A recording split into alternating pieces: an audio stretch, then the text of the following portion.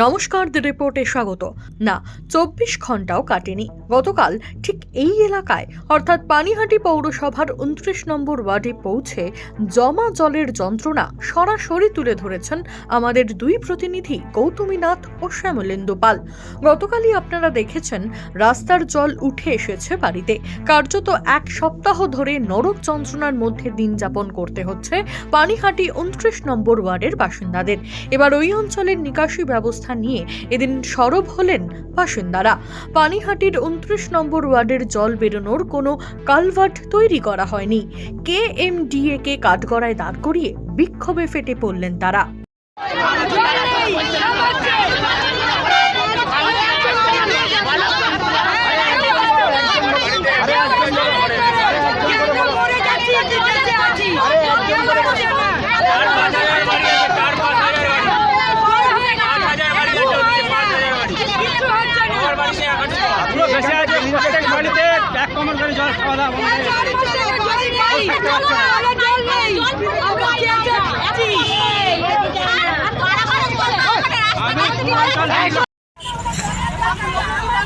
আপনি সাংবাদিক দাদা, যাবেন একটু ওদিকে।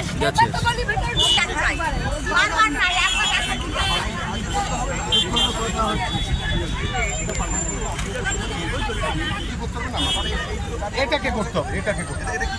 এই কালভার্টটা যদি ওইখানে সঙ্গে করে দেয় তাহলে সমস্যা অনেকটা কমে যাবে। ये जो कालवर्ट है ये तो अंडरग्राउंड आपने करा है। एक से आपको ये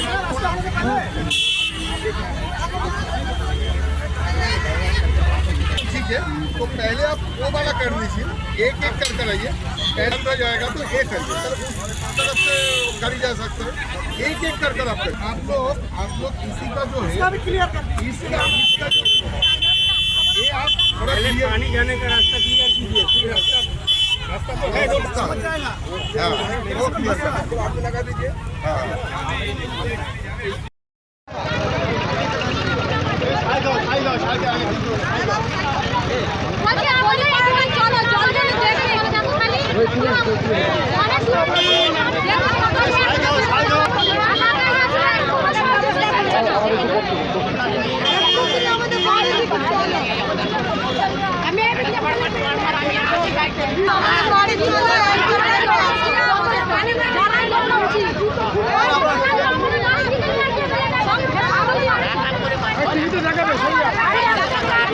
উল্লেখ্য, আবহাওয়া উন্নত হওয়ার তো অনেক দূরের কথা, বঙ্গোপসাগরে একের পর এক ঘূর্ণাবর্ত, অন্যদিকে মৌসুমী অক্ষরেখার কল্যাণে দক্ষিণবঙ্গে ভারী থেকে অতি ভারী বৃষ্টিপাতের পূর্বাভাস দিচ্ছে হাওয়া অফিস।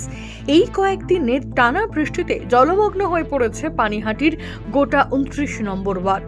কালভার্ট তৈরি না করার ফলেই এই দুর্ভোগ, এমনটাই অভিযোগ স্থানীয়দের। ডুবে গেছে, খাবার সমস্যা, সবকিছুর কষ্ট। আমরা যে কি কষ্ট করছি আমরাই জানি। এত কষ্ট না, যেন কোনো কষ্ট আমরা করিনি। এবার বাচ্চারাকে এত কষ্ট, ছোট ছোট দুটো বাচ্চা গিয়ে দেখবে একবার বাড়িটার মধ্যে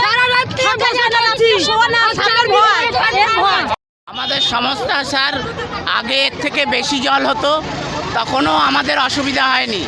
আমার এই পাশের বাড়ি একটা প্লট পরে আমার ঘর, একতলা ঘরের ভিতরে 1 হাঁটু জল, আজ 1 সপ্তাহ ধরে নামছে না। 1 হাঁটুর উপরে জল, সমস্ত ডকুমেন্টস কাগজপত্র নামছে না। এই কালভার্ট এই কল্যাণী হওয়ার জন্যে আমাদের পানিহাটি মিউনিসিপ্যালিটি যথেষ্ট সহযোগিতা করছে, বারবার আসছে ওখানকার কাউন্সিলর, এবং গত পরশু দিন আপনার চেয়ারম্যান এসেছিল, আমাদের কাউন্সিলরকে ডাক করিয়েছে, তাও আসেনি। কাজের জন্য সমস্যা হচ্ছে না না না না না, কাজ তো হয়ে গেছে, কালভার্টটা করছে না। এখানে মেন প্রয়োজন, যেখান দিয়ে আজকের না হলেও 50 বছর ধরে যেখান দিয়ে জলটা পার হয়, সেই জায়গাটায় একটা মূলত কালভার্ট হওয়ার দাবি ছিল সকলের। সেটাকে ডাইভার্ট করে কালভার্টটাকে অফ করে হিসাব মতো নিচে দিয়ে কোনো রকম কোনো পরিকল্পনা ছাড়া, মানুষের রায় ছাড়া ইচ্ছা মতো কাজটা করে দিয়ে গেছে। কল্যাণী এক্সপ্রেসওয়েতে কেএমটি এর আধিকারিকদের ঘিরে স্থানীয় বাসিন্দারা বিক্ষোভ দেখাতে শুরু করলে আর এই খবর পেতেই ঘটনাস্থলে পৌঁছান ওই ওয়ার্ডের কাউন্সিলর অরিন্দম বিশ্বাস। কি বললেন তিনি, শুনবো। ব্যাপার, কিন্তু জল পাস হওয়ার নিকাশি ব্যবস্থা একদমই বেহাল দশা। কেএমডি এর লোক বা এই যে রাস্তা কল্যাণী রোডের যারা করেছে, জল পাসিংয়ের কোনো জায়গাই রাখেনি। এখন এই মুহূর্তে দাঁড়িয়ে থেকে এন্টার পঞ্চায়েত, নিউ ব্যারাকপুর, পানিহাটির জল টোটাল 29 নম্বর ওয়ার্ডের উপর থেকেই পাস হয়ে একদম পঞ্চায়েত হয়ে নিউ ব্যারাকপুর দিয়ে আসে।